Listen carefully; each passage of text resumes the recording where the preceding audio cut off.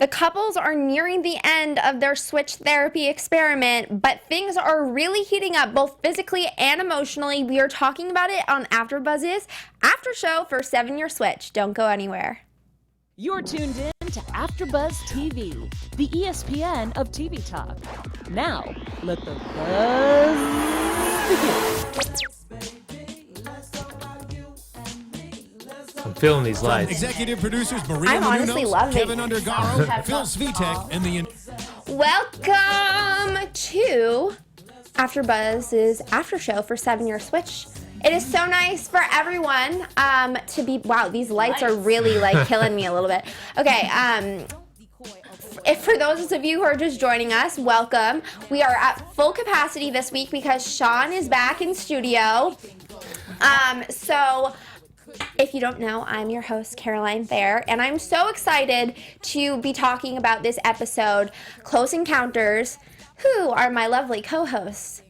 I am Sean Paul Payton.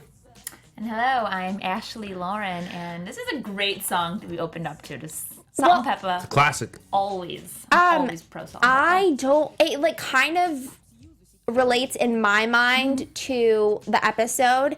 And before we talk about why, let's just talk. We're gonna briefly Let's just talk about sex. No, Baby. actually. Focus. Oh, sorry. Focus. All right, so we're gonna reel it back in. So in today's after show, we are going to be talking about are the dreams that these contestants have really meeting a realistic expectation. We're going to be talking about the intimacy exercises that they do. Also, uprising conflicts that are definitely in the future. And we're going to be making our predictions, of course. And also, Ashley and Sean don't know this, but I have a very special intimacy exercise for them to do later. Ooh. So Sounds scary. Stay tuned for that. But obviously, let's start off with what our initial reactions were from this episode, because actually, you know what, Sean, why don't you take the wheel on this one, because you weren't here last week. Coming off of what you saw last week and then this week, what are your feelings on how switch therapy is going so far? I'm starting to have more faith in it, because in the beginning I was really skeptical, having not seen the actual show too much and having not really heard of this before. But the more I watch it, the more I can actually see growth of the couples, and they're, for the most part, they're realizing that this is not to tear them apart from their original spouse, but to actually help them get more comfortable with communication, which I think is the main issue that a lot of relationships have. Mm-hmm. Ashley, what are your thoughts? I think it's going into it, I thought, what a crazy, weird thing, but I knew I was gonna love it. I totally see the purpose. I see how it can work, and I understand why it is that it would work. Okay. I'm still not sold on the idea. I genuinely think the individuals and the lessons they're learning are beneficial. I just don't know if switch therapy is, as many of them have claimed, the last ditch effort. I don't know if they necessarily needed to be put in this type of environment to see or to learn tactics on how to work through their relationship. It is pretty radical. Just bringing in a third party still confuses me, but I was really interested to see if we were going to have confrontation between the actual spouses and the real spouses, and I think that's something, well, the actual spouses and the real spouses. I meant the actual spouses and the switch therapy spouse. So I think that'll be next. We'll see more of that next week. We got a little thanks a lot, guys. It worked, though. Yeah, because I'm so engaged and really want to know what is going to go down, because there were tears. There was some like crafty editing going on that made it look like there were some egos and made it look like somebody was about to get duked in the face. Hopefully Reese remembers, though, your ego is not your amigo. Hopefully he remembers that, or just knows it, or I don't know, maybe embraces it. At that moment I speak through him. I don't know, because that could get him in some trouble. Cause that's though, we're talking about why switch therapy works and why it doesn't. I think that egos and like emotions running strong and having like guilt. I'm not guilt. jealousy. Right. I think that could be something how it's working, but it's not going to be for the long haul. I think that you were talking about the communication aspect. I think that is one reason why this actually can work and for the long run. Absolutely. And Reese, he seems like he wants to get so physical just after seeing a little bit of what Bobby did. And His ego. yeah. And, It's not even what Bobby did, though. It's just what Bobby said. it was his also perception of what Bobby did. And also, What he Reese said. is the peacemaker, whatever his thing is. But he's very much wants to protect what he and Diane have, which is obviously very sweet and endearing. Yeah. He's doing that, so he felt attacked. Well, let's talk about what is, wow, now every single time I say let's talk about, it's in just your going to head. be in my head. Not even going to indulge myself. So let's discuss what I think is really the crux of this episode, which is the relationship experts come onto the scene and they're like, hey, we're going to give you a spouse that you think is your dream match. They are going to have all the characteristics that your dream husband or your dream wife would embody.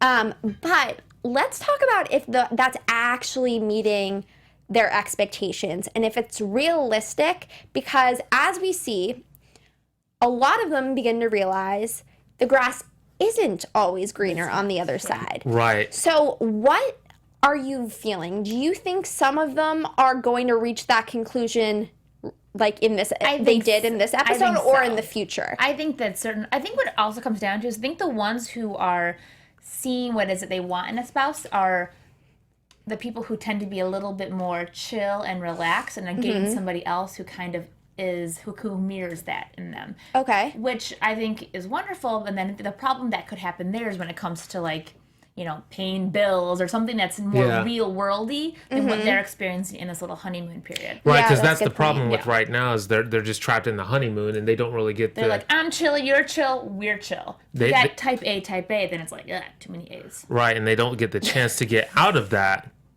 And that is funny, the whole type A thing. So if type A is meeting type A, Yeah. they're not really getting a chance to even see the fun part because they were so focused on that, the structure. We're bringing it back to science, ladies and gentlemen. When you put in batteries, you can't have a type A and a type A facing the same way. It has to be type A and type B. I think that's right? I I don't appreciate even that. know. I don't even know. Thank you. Thank you, Sean. I'm like, yes. Somebody out there in the YouTube comments, please clarify for us because we're just not scientifically gifted here. But I think it was really interesting, and most profound moment for me in this episode was when Rosalind said, yeah, so Reese is really attractive, but I know he's not somebody I would want in a spouse. And so that was her realizing, That's good. I actually want to work on things with Bobby. So the stakes, which is what Charles J. Orlando always says, the stakes is your real relationship. The stakes for Rosalind are too high to lose Bobby. And so after seeing how Reese actually mirrors Bobby's behavior by closing off, she's like, all right, I'm not down with this for Reese, but I will try for Bobby. And that's good. It's good that she had that realization because like I was saying in the beginning, she's one of the people in this episode that realizes what the purpose of this whole experiment is for. Yeah, for sure. It didn't seem like she necessarily got somebody, though, who is what she wants in a partner. That's- So I kind of feel like she got a little bit of I think Rosalind definitely got gypped. she got a very attractive man. I'll give her that much. But she didn't get beyond that. I think we all can agree that Reese is a very Let's just attractive put it out there. The man is He's really so good looking. fine. Yes, Diane, killing it. I just picture them watching this. If they do, that's awesome. What's up, guys? And I'm so sorry. I don't mean to infringe on your relationship. But then again, you were on 7-year switch, so whatever. Moving on, who else do we think has made a declaration that they're not really into their switch partner? Tony. Yup. Tony's like, oh my God, Angela has never seemed. The grass is so green and vibrant over there. And nothing against Angela. I think Kenya is wonderful in her own way, of course, but She's putting up a lot of walls. a lot of walls. Like She's like Alcatraz. It's like really hard to, get The through that. references. and Gotta write these down. And the thing with me for Kenya is like, I just wonder how much her religion has to do with those walls, and like Do you if think she's using it as an excuse? that's safe what I'm behind not those walls. sure about, but I just wonder like how much that's impacting her decisions. Well, initially I thought it was religion based, and then Tony asked a really interesting question. Who are you more forgiving of, Charles or your father? And she said, hands down, my dad. Mm-hmm. And so she then continues to say having a tumultuous relationship with her father has made her hard. It's been hard to open up. Yeah. And I'm beginning to think maybe that's why her walls are so constantly up. But that's I definitely think, gotta be more. Also, though, we tend to, something that we do as humans, we tend to look for a partner who maybe mirrors or is similar to one of our primary caretakers growing up. And also because then when we you mentioned this last week, I think. Even though we don't get what we want, we get what we're used to, so it meets our version of reality. But what's weird about that is, Kenya makes it very clear Charles has changed. And Tony was saying, well, if you want to be with him, you need to be able to accept that there's change. And she's like, yo, I didn't sign up for change. But that's marriage. So maybe she really is looking for what she knows, and she only wants what she knows. I wonder what brought up that change though in Charles, because like as I watched this episode, I started to feel more sympathy towards Charles than I had in previous episodes. Okay. Because it felt like towards the end he was really showing some sort of growth just in like him. I don't know what it was. It was like I could see that like he was legitimately happy in this episode, and I don't know why I hadn't like I had seen him be geeky. I'd seen him be geeked out before, but for some reason it seemed like he was just learning something about about forgiveness and understanding. I don't know what it was. Somebody will not only allow but appreciate him. That's what it is. Actually, who he is. He's finally feeling seen and heard. Right. So I think from what what I'm gathering right now is the only two people who have adamantly, put their foot down and are like, switch spouse, you're great, but not for me, ultimately, are Tony and Rosalind. Mm-hmm. I think that with Angela and Charles, it'll be really interesting to see where their relationship goes, because initially I thought Angela was just as into Charles as Charles was into Angela, but I actually think that Angela is missing Tony because, right. And we'll talk about this a little bit later when conflicts come up, but it looks like Angela is almost giving Charles like farewell advice, like I wish nothing but the best for you because I want you to be happy, but nowhere in that statement does she say I'm a part of that happiness. So I think that she actually is really missing Tony, which leads me to think that Angela and Tony, they're in it to win it, and they want to be together, which is hopefully the case. I think that certain people, like I think that like Diane got the benefit of switch therapy right away. I feel like she was one of the first to embrace and accept and be like, oh, I get it. Like challenge accepted, and I won. So I think that they're going to be good. And I think you think Diane and Reese are going to be good. I think that they're going to be good, and I think that I'm on the fence though with. I think I see what you mean though with Tony and Angela, but I think that she's feeling Charles too though.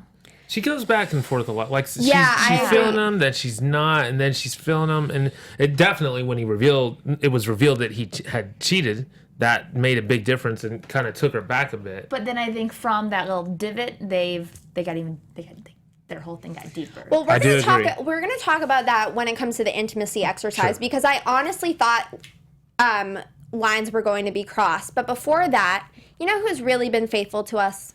Our fans. And so right now, I'm going to throw it to Sean, who has an update for all of you loyal people out there. That's right. Well, hey, AfterBuzzers, our network produces after shows for nearly all of your favorite TV shows. From dramas, reality TV, sci-fi, and more, there's no network that works harder to serve television fans. But we need your help. We're asking that you please subscribe to one or more of our YouTube channels. By subscribing to our channel, YouTube will suggest content that's tailor-made for you, and you'll help you'll help AfterBuzz continue to grow. And if you're worried about pesky notifications, don't be, because they're optional. So hit that subscribe button now for this channel and check out our other AfterBuzz YouTube channels as well. Let us know you did so in the comments and we'll thank you on air. For now, thanks for being the best fans and for helping us be the ESPN of TV talk. And make sure you like, comment, subscribe, share, do everything you can, and let's get it popping. Yes, and anywhere with a podcast, you can listen to us. So if you don't, feel the vibe of our faces, I guess you can just listen to our lovely voices. I'm making it ugly. It's all my fault. Stop. Self-deprecation at its worst. Okay, so let's move on to what this episode again was all focused about. Intimacy. Hence, let's talk about sex. But as Dr. Jessica said, we're not actually trying to make the couples hook up. We're just trying to make them more emotionally vulnerable with one another. Which can lead to intimacy. Physical intimacy, sure. So what she said is the couples have already worked on their initial bonding and then their initial vulnerability, which will lead to intimacy. And so for this exercise, they did 10 things I like about you, which was kind of a fun little throw at 10 things I hate about you, one of the greatest teen movies of all time. Anyways, I think that this was a very telling experiment. Yeah. What did you both, Ashley, let's start with your thoughts. What did you think? Was it mainly beneficial, or did it almost put these couples at risk of crossing the line? I mean, I think the one who I'm most drawn to discuss as obviously is Kenya, and the fact that she was not able to even initiate. She thought it was inappropriate. The walls were high. So I think in their case, it made Tony probably really miss his sweet wife, who is probably only a few miles away right now. Probably missing Kenya. Right. No, missing Angela. So many spouses. So many spouses. I think that this exercise was crucial because let me tell you something here. Based off of what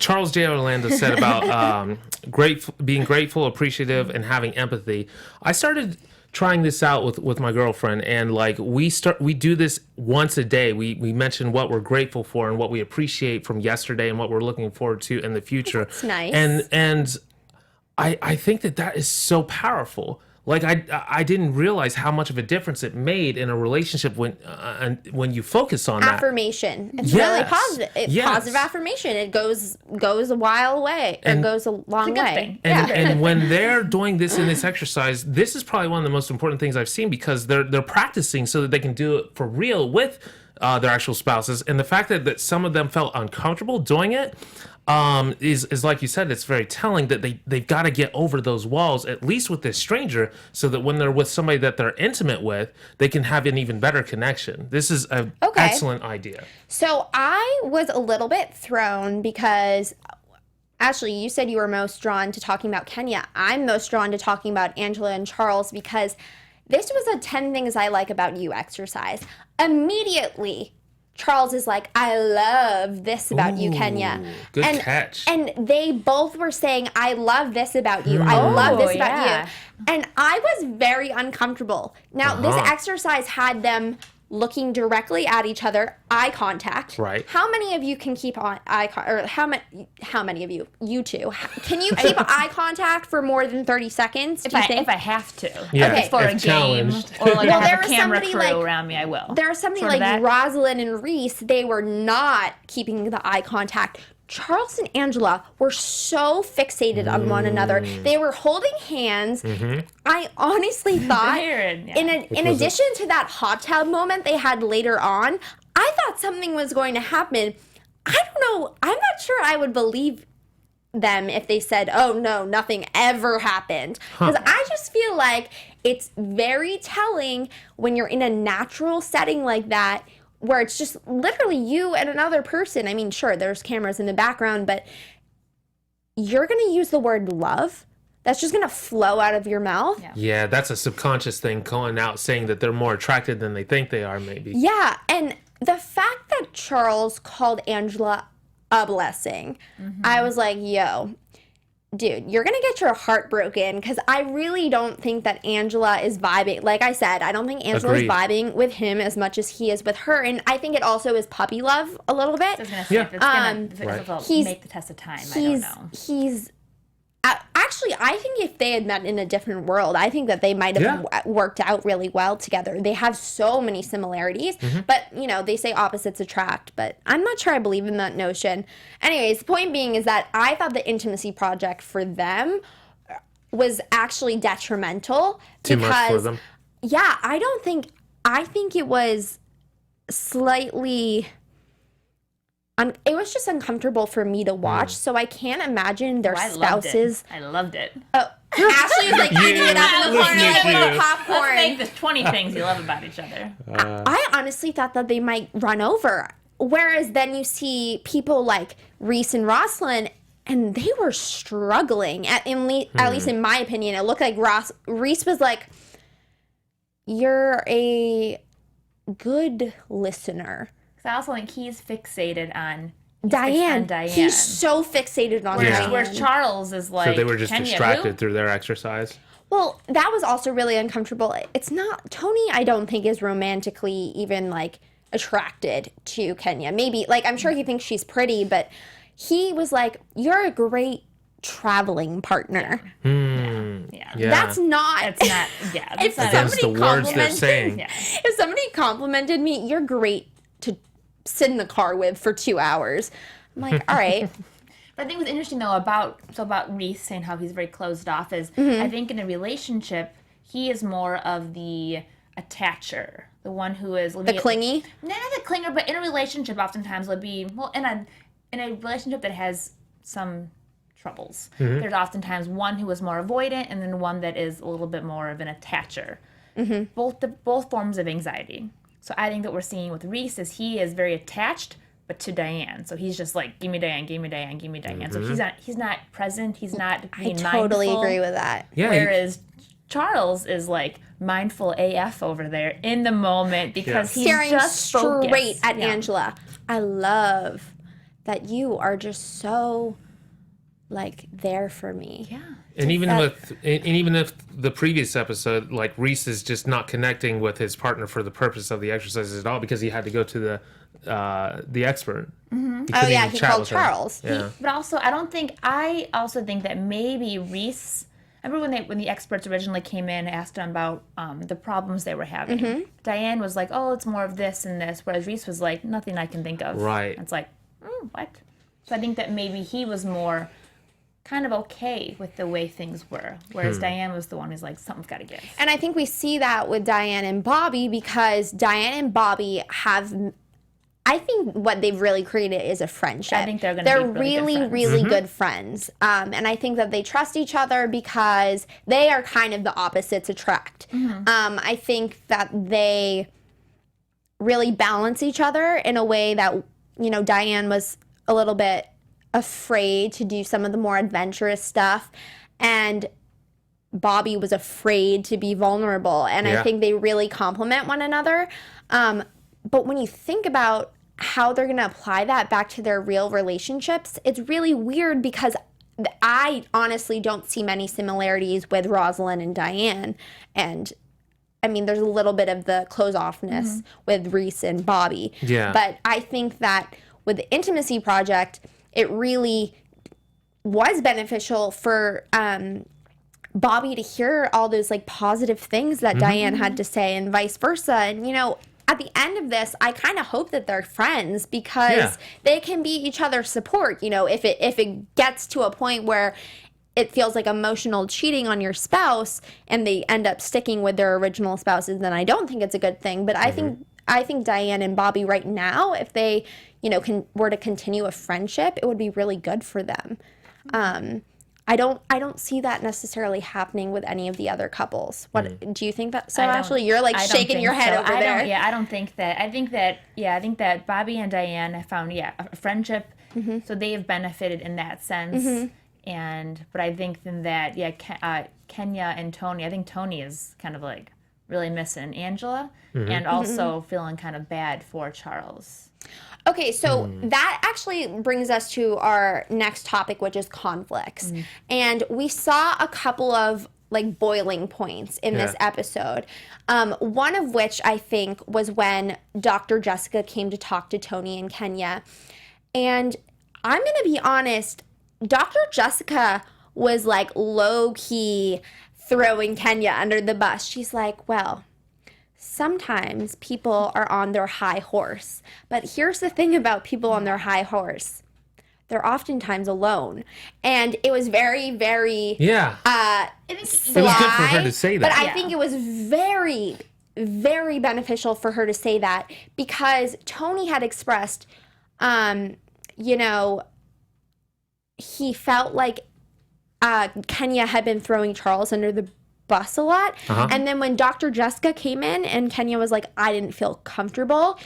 He was like, Tony was like, yo, now you're throwing me under the bus. This is repetitive behavior. Right. And so that was a huge conflict. Yeah, and she's got to get that dealt with because like it's like she just bottles up everything and then lets it out at the wrong time. So the earlier she can get used to letting things out in the beginning, the better her relationships with all people, whether it be friends, spouse, or, you know. I think that's why she has all those walls, because she's safe behind all those walls. So that's why it's very, very brave that all of them, but that she took on this whole switch therapy, you know. But I think that this is going to be very beneficial for her as long as she is able to actually be self-aware enough to realize that people aren't attacking her, but this is really how she's being perceived. Well, so that's a big thing about reality TV. People watch yourself and you have to be like, you can either be like editing, or you can be like, whoa.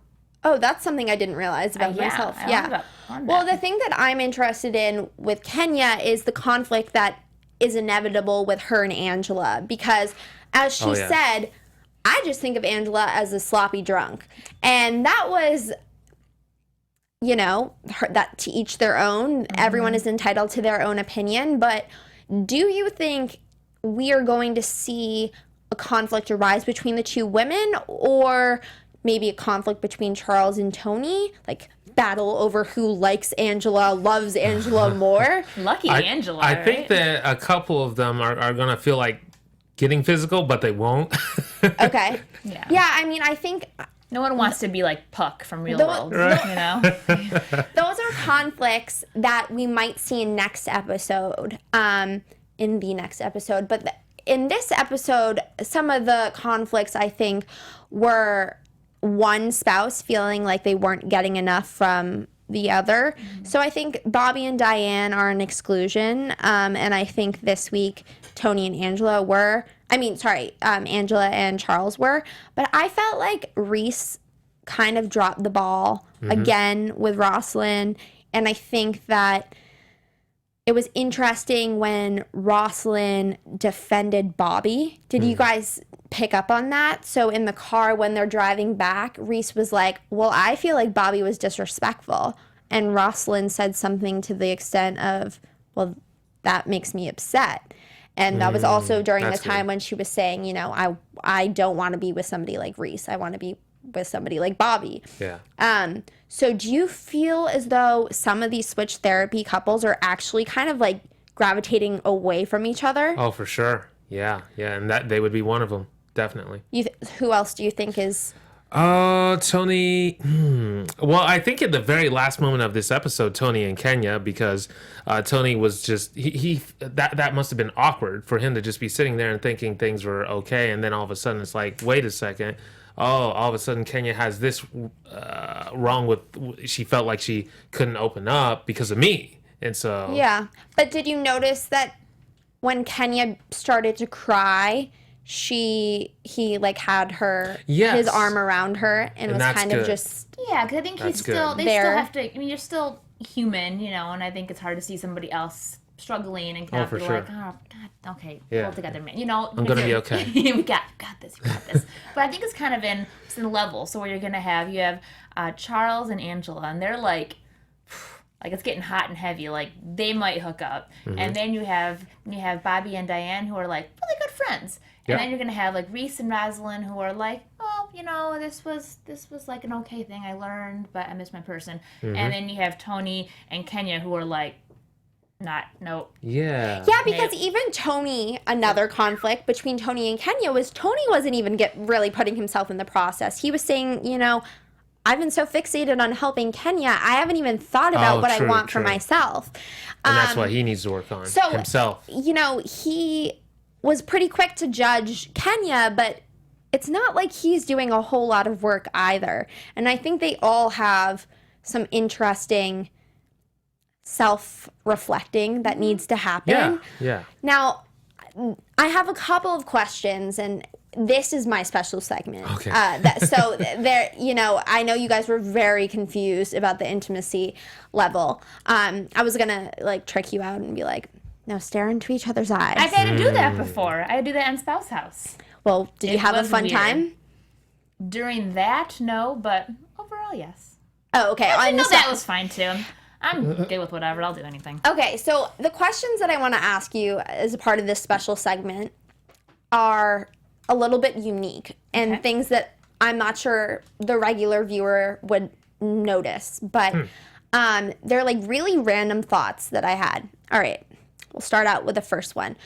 The first one, Dr. Jessica comes into the house, and, for most of the show, I felt like we haven't seen much of the opinion. Oh, sorry, microphone. We haven't seen much of the opinion from Charles J. Orlando and Dr. Jessica, or their bias hasn't been shown. But she comes into the house with Charles and Angela, and she says something that I want to know if you guys noticed. She said something along the lines of, Angela, what do you want for Charles? What advice can you give him? What kind of support?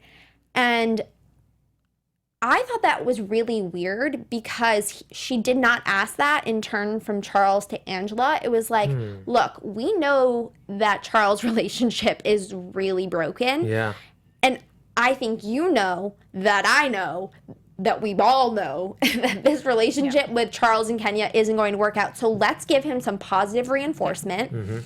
So did you think that that was a little bit, A, unprofessional, B, just flat out weird, or C, indicative that, they're trying to almost prep Charles for a breakup? I agree with the last thing, but the first two, I disagree. I think that... So not A, not B, but C. Yes. They may have actually asked both of them, but it was just a better answer that was given there. So I don't take that to... I don't think that anyone with production is trying to sway anyone to do anything big like that in terms of break up with their spouse or not. Right. I think that was probably just good TV. Really? Yeah, and I trust her being the professional to ask the right questions when the time is right within the episode. So that's why I think it's just... But she did say something about it. It's quite obvious that Charles is very taken with, Right, Yeah. and so that was Nobody can deny that.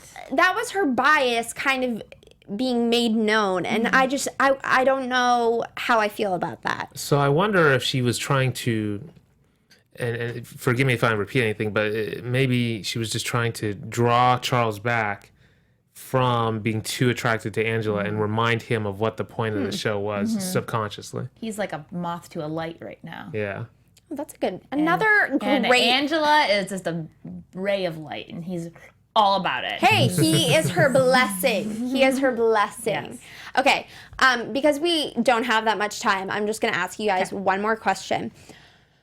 Okay, so this will actually lead perfectly into our predictions, which is our next little closing out portion. Do you think at any point in this show, Diane has given off the bitch vibe? Because she said something that I was really taken aback about, saying, yeah, I'm afraid Rosalind's going to think I'm a bitch. No, I'm sure she's probably said that because she's concerned of what Reese is telling Rosalind. Really? But Reese doesn't open up. No, but maybe she doesn't realize that, or she's not, or that's maybe her own concern that she's projecting, because she knows that obviously she's the alpha, whereas Reese is, the beta. Yeah. Yeah. the caretaker. So therefore, if one were to be mean to the other, it would more likely be the alpha to the.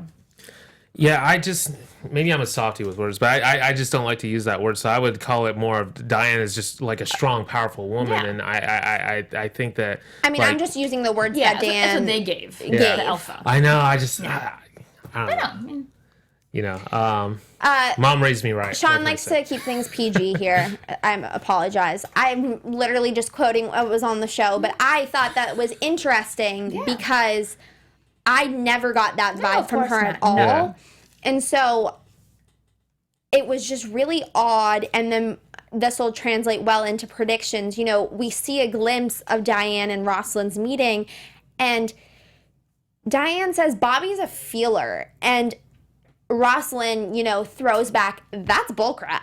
That's not true. And I think that is a source of tension. It'll be a conflict in next week's episode. But that's why I'm wondering, did you guys pick up on any vibes that there was some type of like edge about Diane? Because I know I did not. No, but there would be no reason for Rosalind to think that Diane was a bitch other than through what she hears about her. So that's what I'm saying. I think that's just her own concern, and that's like whatever you are concerned about, she's just projecting. So I would be afraid that somebody would be like, oh, I bet she's gonna think I'm clingy, you know. Interesting. That's like my concern. Am I clingy? You know. So I would think that would be my concern. A bitch? Nah. No one's a bitch. All right, Sean, what are your predictions for next week's episode? We only have 2 episodes left, guys. It's crazy. Yeah, that's insane. I feel like Reese and Bobby are going to really conflict and argue in the beginning, but they'll actually have some sort of realizations from sharing the information with each other. As far as Kenya meeting Angela, I don't think they'll get along at all. I see no way of anything good happening from that meeting. And Diane meeting Rosalind, I think that's going to go well. And then, Tony and Charles, that's going to be some trouble. That's Really? what I think. Okay. I don't project. Ashley I don't Lauren? predict. I literally just called you Lauren. That was so inappropriate and Sometimes so I'll rude. answer anything. Don't worry about it. Just kidding. I don't think there's going to be really any issue. I think that I really do hope that You're an optimist. You're like, I want it to work. Everyone's great. Everything is awesome. But I do think that they are going to quickly realize that, what are they calling it? The summit meetup? Something like that? Summit meeting. Sounds very Very political yeah. and really weirded me out. The summit meetings. We're going to meet up. Yeah. Well, sounds very, very, very like Proper. very legit. Yeah. I mean, politicians have summit meetings, so I see that. to each their own. I don't know if you want to look into that, read into that. Continue. I think that they're going to quickly realize that is a huge. There's so much to be gained from interacting with somebody who's lived with your spouse, and hopefully that they're able to step aside from their egos and just be like, "Whoa, let's get down to the nitty gritty." And so much to learn. What a cool experience! And the only thing I gotta say is I think they're calling it the summit meeting because they gotta sum it up. Okay. Okay. Sum it all up. All right. That is a prediction we will have to figure out next week. Now, a prediction I have is that things are not going to go well with Angela and Kenya. We see Kenya in a preview sobbing hysterically, and we know Kenya doesn't cry, so that's not a good look. And we also see Angela saying to Charles later, pulling the ripcord on this one, dead on arrival is your relationship. So, I mean, she didn't say that, but that's kind of how I interpreted it. I also have a prediction that we will have a guest next week. Ashley and I may or may not have been a little bit, in the clouds and thought that the guest was this week, but we are so sorry. Our guest will be here next week, not this week, obviously, because it's just the 3 of us. There's no guest here right now. I'm the guest. Yes, Sean is back. The childish Gambino. This is America. So, did you guys know that Sean is a childish Gambino, Donald Glover lookalike? What up, twin? Hope you're doing well out there. trying to, carry the thing for you, make sure everything's good. You know what? Let's talk about where we can find you on social media, Mr. Donald Glover 2.0. Absolutely. My regular Instagram is at Sean Paul Payton, and for Donald Glover, it's at Donald Glover's double. Oh, okay. And I'm at Kinda Kind with Ashley Lauren, or you can just go to Kinda Kind. Find all my stuff there. And I am Carolina Thayer, your host, and thank you guys so much for coming again. And you can find me, at Caroline J. Thayer. For some reason, I always have a hard time conveying where you can find me, but I just made a new Instagram. So if you'd like to give me a follow at Caroline J. Thayer, please do so. We will be here next week. We can't wait to see you all. So please tune in. We'll be back, what's today? Wednesday at 8 p.m. talking 7-year switch. Bye, guys. From executive producers Maria Menounos, Kevin Undergaro, Phil Svitek, and the entire AfterBuzz TV staff, we would like to thank you for listening to the AfterBuzz TV network. To watch or listen to other after shows and post comments or questions, be sure to visit AfterBuzzTV.com. I'm Sir Richard Wentworth, and this has been a presentation of AfterBuzz TV. Buzz you later. The views expressed herein are those of the hosts only and do not necessarily reflect the views of AfterBuzz TV or its owners or principals.